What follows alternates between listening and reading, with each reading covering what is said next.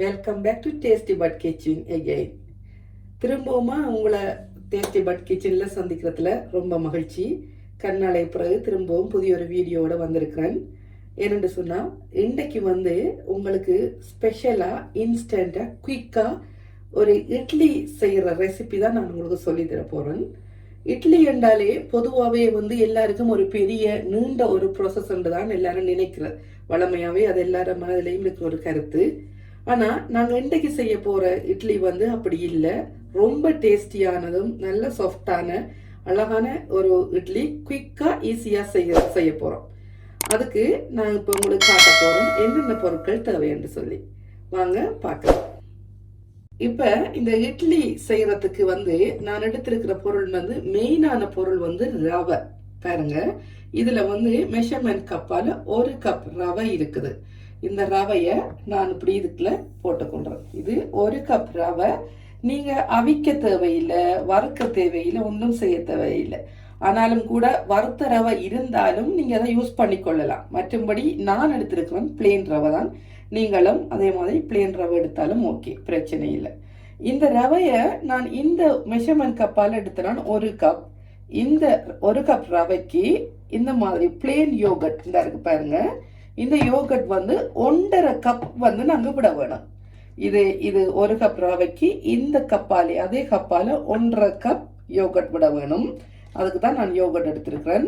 அதுபோல் 1/2 கப் தண்ணி, சரி பிளேன் தண்ணி எடுத்திருக்கிறேன். சும்மா சாதாரணமான தண்ணி 1/2 கப் எடுத்திருக்கிறேன். அதுபோல் இந்த இருக்குது பாருங்க, பேக்கிங் சோடா, அப்பச்சோடான்னு நாங்கள் சொல்லுவோம். இது பேக்கிங் சோடாண்டு. இதை இந்த இருக்குது 1/4 டீஸ்பூன். பாருங்க, இந்த இருக்கிற 1/4 டீஸ்பூனால எடுத்து தான் நாங்கள் இதுக்கு போட போகிறோம். நிறைச்ச மாதிரி எடுத்து போட வேணும். இப்போ பாருங்க, நான் உங்களுக்கு எல்லாத்தையும் போட்டு காட்டுறேன். பாருங்க, இதில் இந்த அதே கப்பால் யோகட் நான் விடுறேன். 1.5 கப் யோகட் விட வேணும். பாருங்க, 1 கப் விட்டுட்டேன்.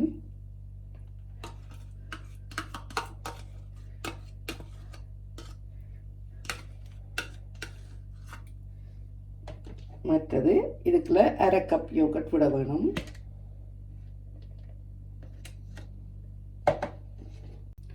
ஓகே, இப்போ 1.5 கப் யோகட் விட்டுட்டோம். அடுத்தது 1/2 கப் தண்ணி விடுறோம். இதுக்குள்ள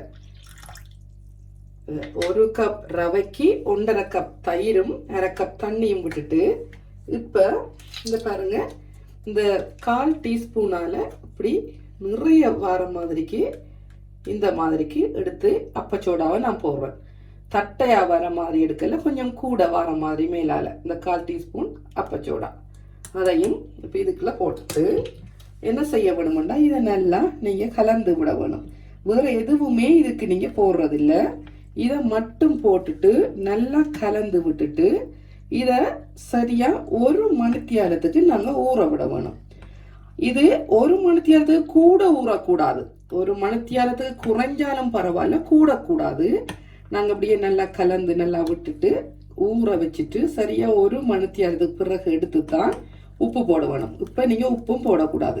இந்த அப்பச்சோடாவும் இந்த தயிரும் இந்த தண்ணியும் தான் இந்த ரவையோட சேர வேணும். இப்போ நாங்கள் இதை அப்படியே நல்லா மிக்ஸ் பண்ணி போட்டு இதை கவர் பண்ணிவிட்டு ஒரு சீலிங் ரேப்பால் கவர் பண்ணி போட்டு நான் அப்படியே இதை மூடி வைக்கிறேன். எல்லாம் கலந்து போட்டு காட்டுறேன் உங்களுக்கு. ஓகே, நான் இப்போ பார்த்தீங்கன்னு சொன்னால் இந்த ரவையை அப்பச்சோடா போட்டு தயிர் போட்டு தண்ணி எல்லாம் போட்டு நல்லா கட்டி ஒன்றுமே இல்லாமல் கலந்துட்டு இப்படி சீலிங் ரேப் ஒன்று எடுத்து வடிவா இப்படி நான் மூடி இருக்கிறேன். இப்போ நான் என்ன செய்ய போகிறோம், இதை அவனுக்குள்ள சும்மா வச்சுட்டு லைட்டை மட்டும் ஆன் பண்ணி விட போகிறோம். 1 ஹவருக்கு பிறகு தான் நாங்கள் எடுத்து இதை இட்லி ஊற்ற போகிறோம். பாருங்க, நீங்கள் 1 மணித்தியாலத்துக்கு கூட வைக்க வேணாம். அதான் நான் இதை சொல்லக்கூடிய ஒரு விஷயம். இனி நாங்கள் இதை வச்சுட்டு 1 ஹவருக்கு பிறகு எடுத்து ஊற்றுவோம். ஓகே, இப்போ பாருங்கள், 1 மணித்தியாலம் ஆயிட்டு நான் இந்த ரவை மிக்சரை எடுத்து வெளியில் எடுத்து வச்சிருக்கிறேன். இப்போ இதுக்கு தேவையான அளவு உப்பை இந்த நேரம் இதுக்குள்ளே நாங்கள் ஆட் பண்ணுவோம். ஆட் பண்ணி நல்லா கலந்து விடுவோம். பாருங்கள், உங்களுக்கே தெரியும் பார்க்கக்குள்ள. இங்கே பாருங்கள், ரவை நல்லா ஊதி வந்திருக்குது, நல்லா சேர்ந்து நல்லா சாஃப்டாகி இருக்குது. பார்க்கக்குள்ளே தெரியும் உங்களுக்கு, கலக்கக்குள்ளே அது விளங்கும். போடக்குள்ள இருந்த ரவைக்கும் இந்த 1 ஹவருக்குள்ள நல்லா அழகாக வந்திருக்குது. இப்போ நாங்கள் உப்பை போட்டு கலக்கிட்டு இனி இட்லி தட்டுக்குள்ளே ஊற்ற வேண்டியது தான். இப்போ நான் வந்து இந்த இட்லி தட்டை எடுத்து இதுக்கு ஆயில் போட்டு வச்சுருக்கிறேன். இப்போ ஊற்ற காடெலாம் உங்களுக்கு காட்டுறோம். ஓகே, இப்போ பாருங்கள், நான் இந்த மாதிரி அந்த தட்டுக்குள்ளே ஊற்றிக்கொள்கிறேன். ஆகையுமே நிறைய ஊற்றக்கூடாது. ஏனென்றால் பொங்கி வருந்தானே இட்லி ஊற்றி அவிக்கும் பொழுது அப்போ ஒன்றில் ஒன்று தட்டை பார்க்கும். அதுக்காக இப்படி கொஞ்சம் குறைவாகவே விட்டுக்கொள்ளுங்க. இப்படி எல்லாத்தையும் எல்லா இட்லி தட்டுக்களையும் மாவை ஊற்றிக்கொள்ளுங்க, இட்லி மாவை.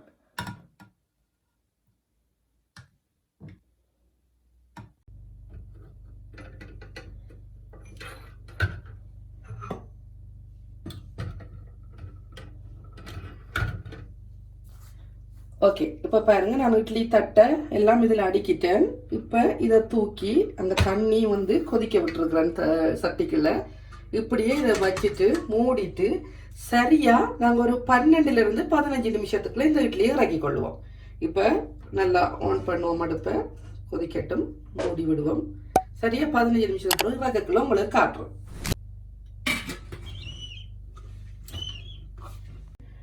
ஓகே, இப்போ பாருங்கள், சரியா 15 நிமிஷம் ஆயிட்டு நான் இட்லி எல்லாம் இறக்கி வச்சிருக்கேன். வச்சு ஆற விட்டுட்டேன்.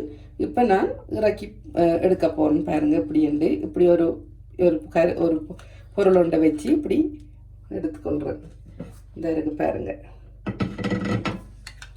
இப்படி வச்சுட்டு இதை இப்படி செய்யும் பொழுது ஆறுன அப்புறம் எந்த வித பிரச்சனையும் இல்லாமல் அது கலண்டு வேற. இப்படியே எல்லா இட்லியையும் நாங்கள் எடுத்துக்கொள்வோம்.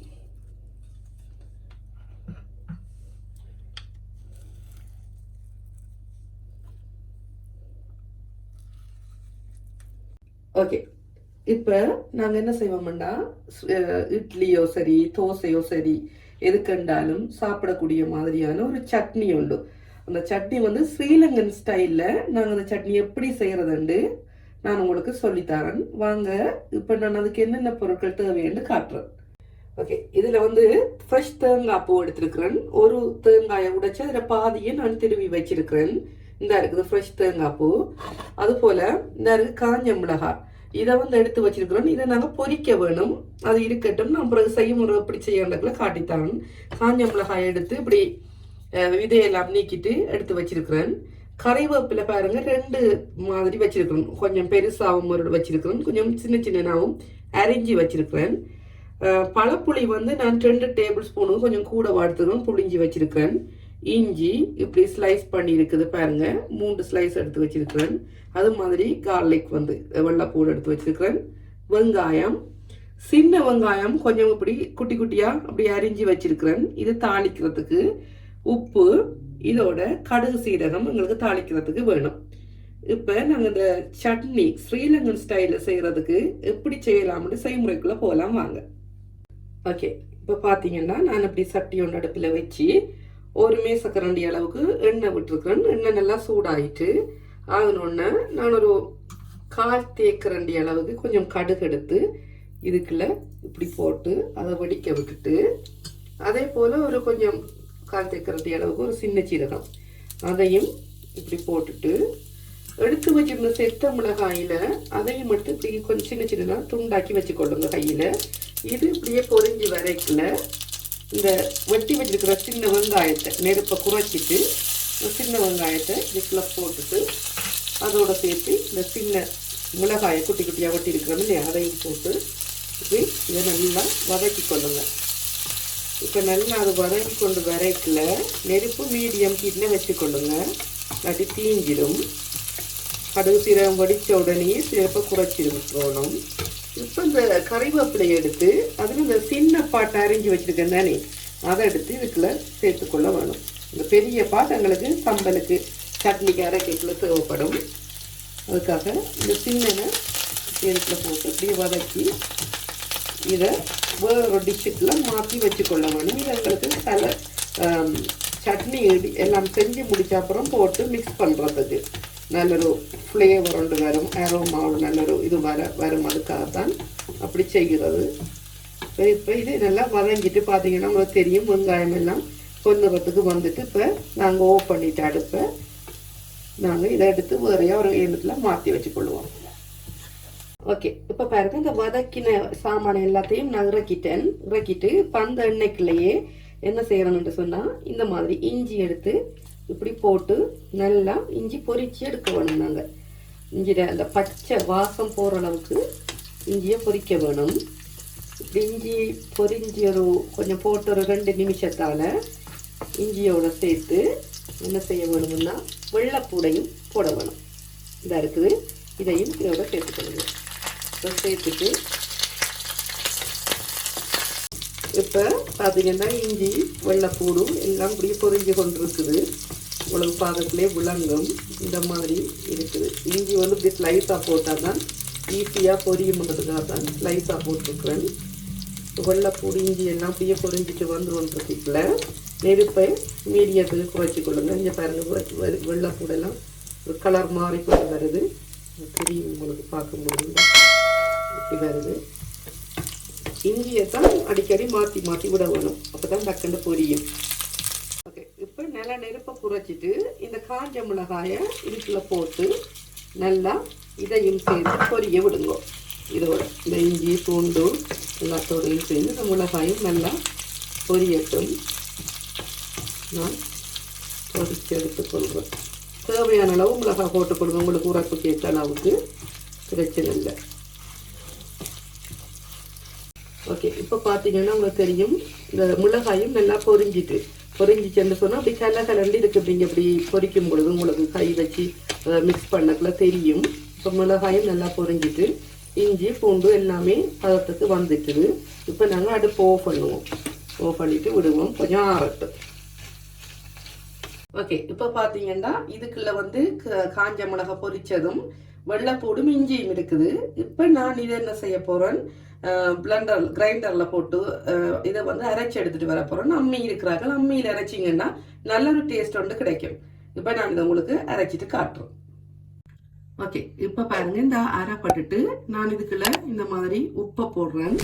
இந்த அரைச்சத்துக்குள்ள இப்போ அடுத்ததான் நாங்கள் என்ன செய்ய வேணும்னு சொன்னால் வெங்காயம் அதையும் போட்டுட்டு தேங்காய் பூவையும் இதோட சேர்த்து போட்டு திருப்பி ஒருக்கா அரைக்க வேணும். நான் இப்போ அதையும் உங்களுக்கு அரைச்சிட்டு காட்டுறேன். ஓகே, இப்போ பாருங்க இந்த தேங்காய் பூ வந்து அரைவாசா அரைப்பட்டிருக்குது.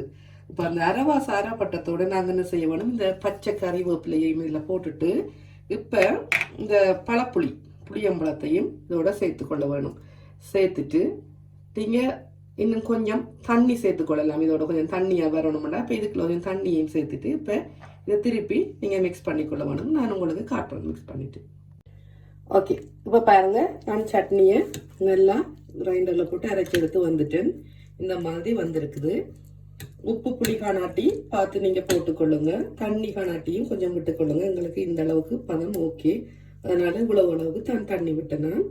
இப்போ என்ன செய்ய போகிறோம்னா இந்த இருக்கு இந்த வதக்கி வச்சோம்னா நீ ஆரம்பத்தில் வெங்காயம், சின்ன வெங்காயம், கறிவேப்பிலை, கடுகு, சீரகம், இந்த சின்ன துண்டு அரிஞ்ச காஞ்ச மிளகாய், இந்த வதக்கினதை இதுக்குள்ள இப்போ கொட்டிக்கொள்ளுங்க. இது வந்து ஒரு அடிஷனல் ஃப்ளேவர் வந்து தரும் உங்களுக்கு.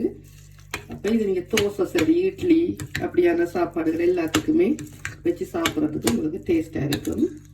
இப்போ அதை அப்படியே நல்லா ஒரு மிக்ஸ் ஒன்று பண்ணி விட்டுட்டீங்கன்னா அவ்வளவுதான் இந்த ஸ்ரீலங்கன் ஸ்டைல் சட்னி.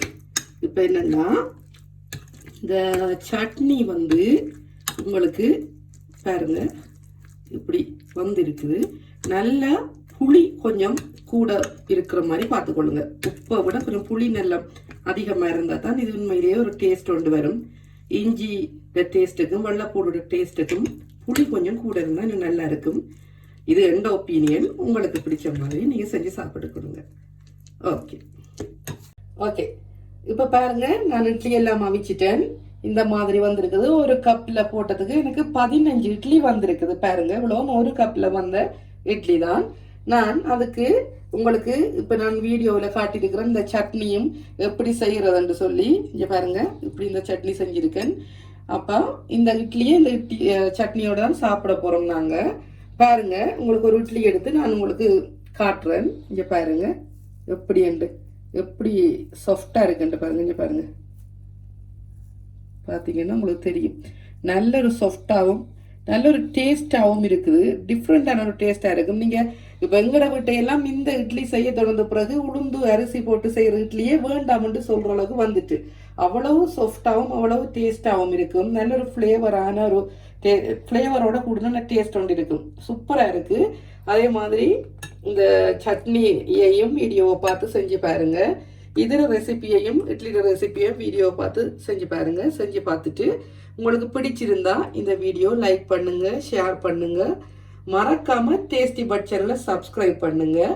பக்கத்தில் இருக்கிற பெல் ஐக்கானை ப்ரெஸ் பண்ணுங்கள். அப்போ தான் நான் போடுற வீடியோக்கள் உங்களுக்கு உடனே வந்து சேர்ற மாதிரி இருக்கும்.